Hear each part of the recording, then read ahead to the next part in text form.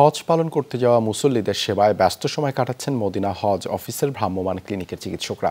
মুসল্লিদের সেবায় ক্লিনিকের কার্যক্রমে নিয়মিত তদারকিও করছেন সৌদি স্বাস্থ্য মন্ত্রণালয়।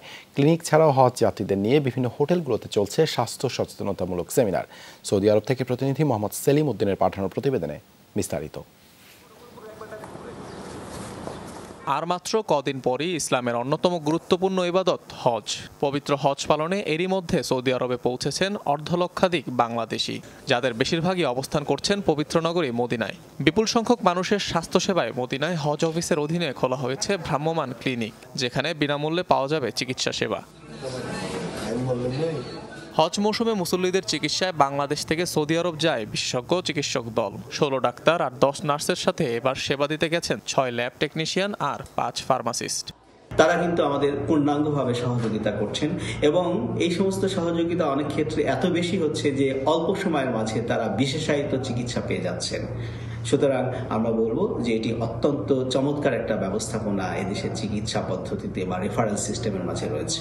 এখানে আমরা নিয়মিতই বেশ কিছু রোগী পাচ্ছি যারা বাংলাদেশের সম্মানিত হাজি, তার মাঝে মাঝে আমাদের এখানে চিকিৎসা সেবা নিতে আসছেন। বিশেষ করে ঠান্ডাজনিত সমস্যাটা আমরা বিশেষ করে খেয়াল করছি। এখানে এসে হয়তো বা এই এনভায়রনমেন্টের সঙ্গে তারা অ্যাডজাস্ট করতে পারছে না। আবহাওয়াজনিত কারণসহ বিভিন্ন শারীরিক জটিলতা নিয়ে ভ্রাম্যমাণ এই ক্লিনিকে হাজির হচ্ছেন হজে যাওয়া মুসল্লিরা।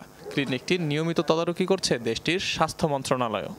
এখানে এসে সবচেয়ে বেশি সমস্যা হয় সেটা হচ্ছে ঠান্ডা পানি খাওয়ার কারণে ঠান্ডা, কাশি, শ্বাসকষ্ট পর্যন্ত হয় এবং অনেকে আমরা মসজিদ থেকে যখন বের হই তখন হচ্ছে জুতা পরতে চাই না। অবশ্যই আমরা মসজিদে বের হয়ে সাথে সাথে জুতা পরবো। রোদের জন্য পর্যাপ্ত পরিমাণ পানি খেতে হবে, ছাতা ব্যবহার করবেন, মাস্ক ব্যবহার করবেন এবং সানগ্লাস ব্যবহার করবেন রৌদ্র প্রোটেকশনের জন্য, যেন রৌদ্র তাদেরকে ওইভাবে না ক্ষতি করতে পারে। বিনামূল্যে আন্তরিক সেবা পেয়ে উচ্ছ্বসিত আল্লাহর এই মেহমানরা। আমাদের পর্যাপ্ত চিকিৎসক দিয়েছেন, নার্স দিয়েছেন, ফার্মাসিস্ট দিয়েছেন।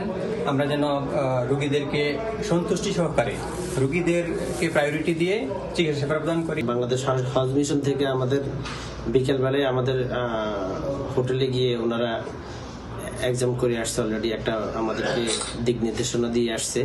সুস্থতার সাথে নির্বিঘ্নে পবিত্র আহকাম পালনের প্রত্যাশা মুসল্লি, চিকিৎসক সহ সবার। অনিক রহমান, যমুনা নিউজ।